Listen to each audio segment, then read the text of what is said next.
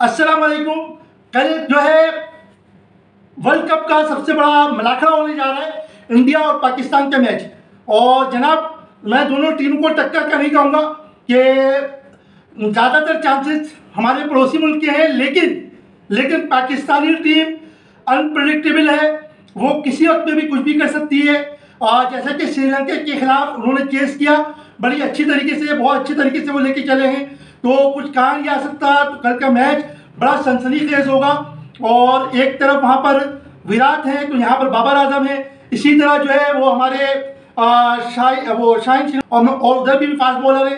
कल जो है एक सनसनीखेज मुकाबला होने जा रहा है।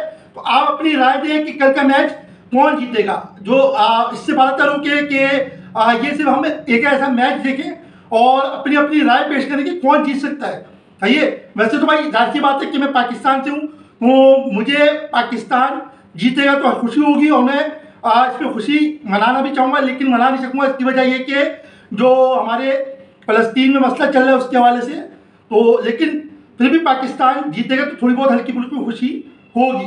जज़ाकल्लाह, अल्लाह हाफ़िज़।